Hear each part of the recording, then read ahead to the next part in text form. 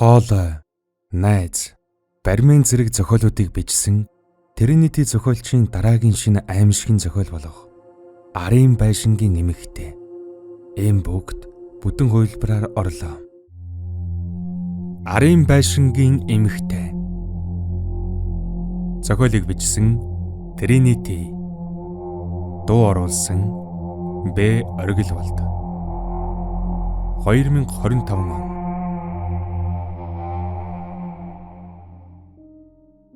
Есдүгээр хэсэг. Хоолны үнэр хамар цоргоход би нойрноос сонсэрв. Гэгээ орчихсан байна. Би орноосоо өндийн хөлөөнчрэн алгасаараа галын өрөөндөө явж орвол эхнэр маань цаашаа харсан чихтэн аман дандуу аялан савтай хоолох утгана. Сэрч гисэн үү? Дэглээ гарт минь. Би одоо бүр галзуурч байгаа бол та. Зүгээр л эц төгсгөлгүй унтаад ямар санагддаг болчихож. Сэрэнгүүтээ буцаад л нойр хөрнө гэдэг чинь юу гэсэн үг вэ? Ядчил эмнэлэг орж ин хөлөө үзүүлж бас зоргоогийн соргийг гаргах хэрэгтэй. Ийм байхад нойр хүрээд байдаг ястал хачин хэрэг юм. Өөрийгөө ийм байдалтай байгаад бүр итгэж чадахгүй нэ. Нойр хоолндоо сайн байхад бусд нь хамаагүй гэдэг шүү дээ. Гарт минь чи надад удсаа өгч байгаач. Хэдэн тийшээ залгах хэрэгтэй байна. Байхгүй гээч гисэн. Яг чамтай адилхан. Юу? Чи ч бас удсаа ээжгсэн гэж юу? Хачин хэрэг байна та. Угаасаа гээсэн ч болсон юм. Одоо бид хоёрт тэр удаас энэ төр ямар ч хэрэггүй. Эхлээд чиний биеийг тэнхэрдэл эндээ амар чимэр байх болно. Угаасаа энэ газар хичнээн сайхан байгааг харж байгаа үсттэй. Элдвийн зүйл бодоод байлгүй зүгээр л миний хэлснээр байж үз. Тэгвэл бүх зүйл сайхан болно. За тийм байдаг бач. Ингээд өнгөрсөн шин дахиад л хаалга тогших шиг болсон. Нөгөө хүрлээ ирсэн үү? Гэхдээ одоо тэр дахиж төвөг утахгүй. Бусдын хэрэгт хошоо дүрэхдээ яасан ч их дуртай юм. Ядаж байхад eerв. Би тэр залуугийн eerж ярьдагт нь дургүй. Хин нэг нь аль эрт тэр eerв хөлийг нь суг татах ёстой байсан. Би сонссон дон итгэсэнгүй. Марла ийм юм ярих хүн биш. Магадгүй хошигнож байж болох ч үүнд инээдтэй юм ёор алга. Эхнэр маань цааш гарсан чихтэн амандаан дуу аялан хоолох утгасаар. Тэгснэн чи минь хилэн зуушинд дуртай биз дээ? Хэмээн хэлхэн тэр. Хоол амттай байлаа.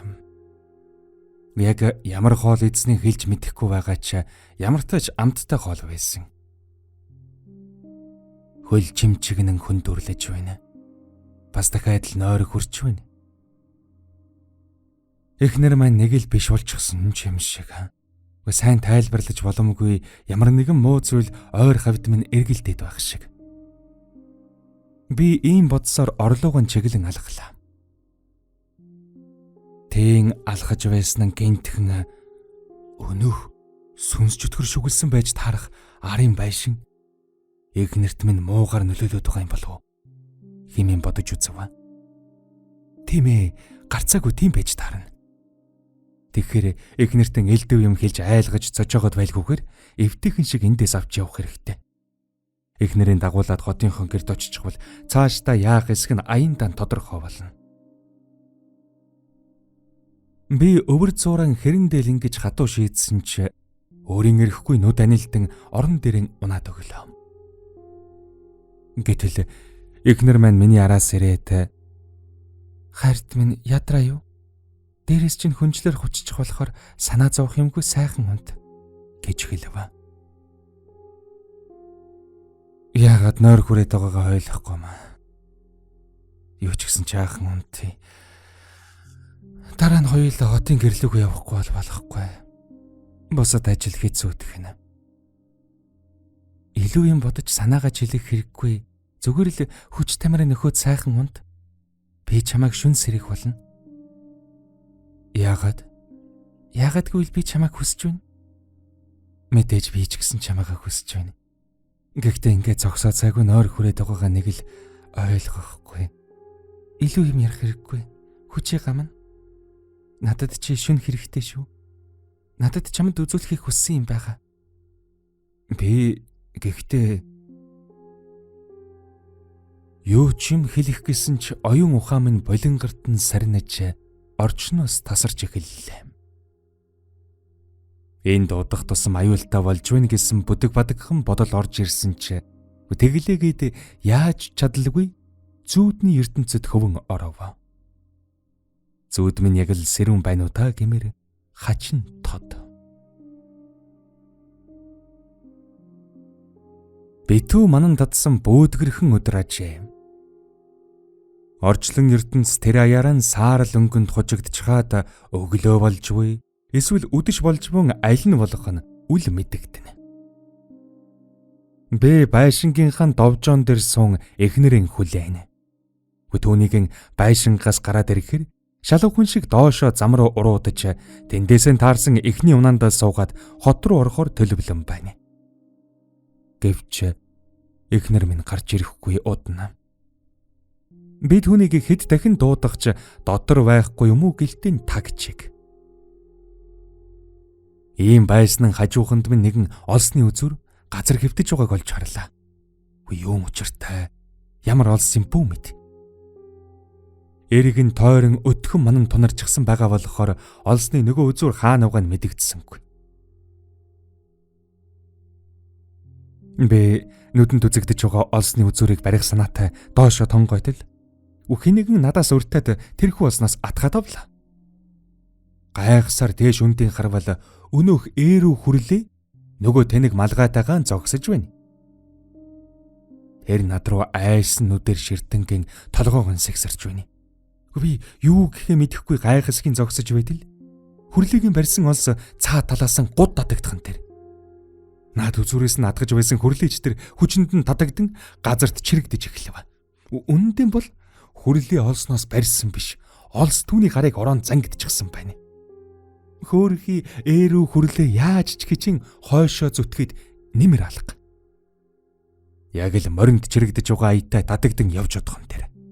Би түүнд туслах санаатай угсгийн гараан сунгасан ч хүрсэнгүй.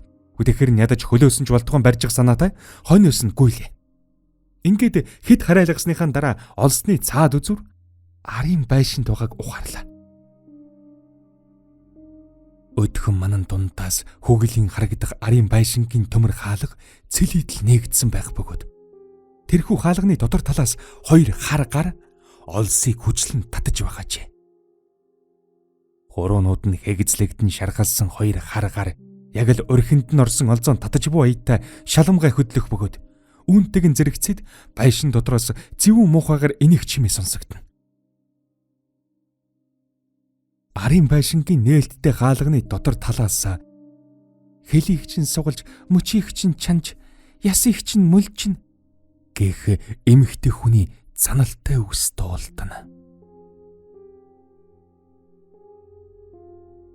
Би энэ хүрээ зочин сарлээ. Айл хэдийн шөнө болчихжээ. Орны хажуугийн жижиг шүүгэн дээрх бүдэг тусгалтай чийдэн асаалттай байна. Өрөөний булган хавцаа хөглөрөх ээлдэв новшин тунд нэгэн сарвчтай малгай хэвтэж байх шиг. Сарвчин сэтэрсэн танил малгай. Гэвч ширээний чийдэнгийн бүдэгхэн тусгал өрөөний булангийн тэр хэсэгт хангалттайсан хүрэхгүй байгаа болохоор би харсан зүйлдэн бүрэн итгэлтэй биш байв.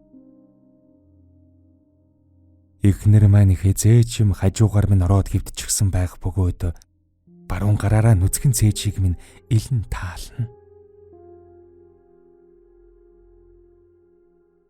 Яасан хар тарж зүүдлээ юу? Харин тэглээ. Яста муухай зүуд байлаа. Тайвшир хонгор минь.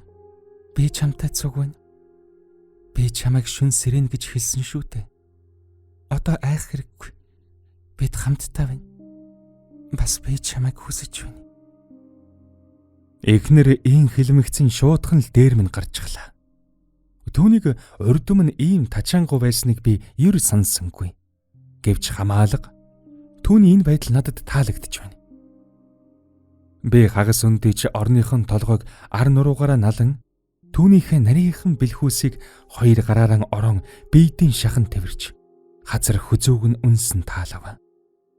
Гайхалтай сайхан таашаал. Цонхны хөшиг нээлттэй байгааг анзаарав.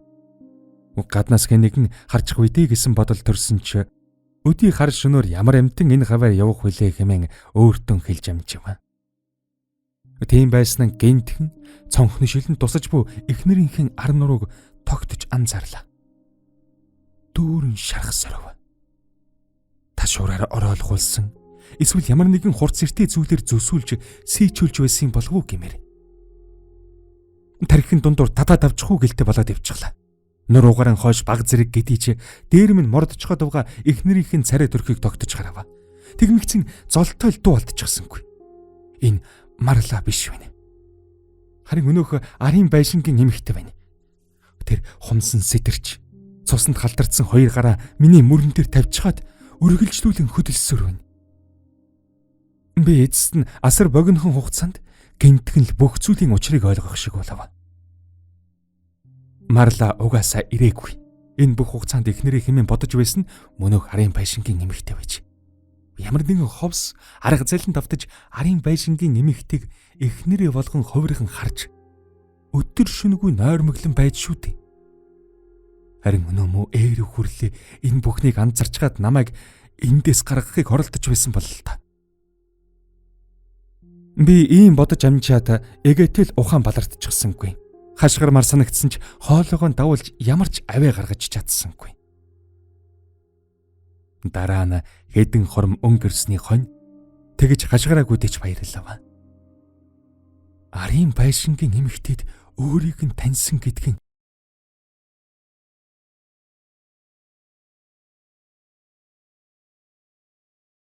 Хэрв та энэхүү зохиолыг яг одоо бүдүүн хувилбараар сонсохыг хүсвэл Mbook аппликейшнээр сонсоорой.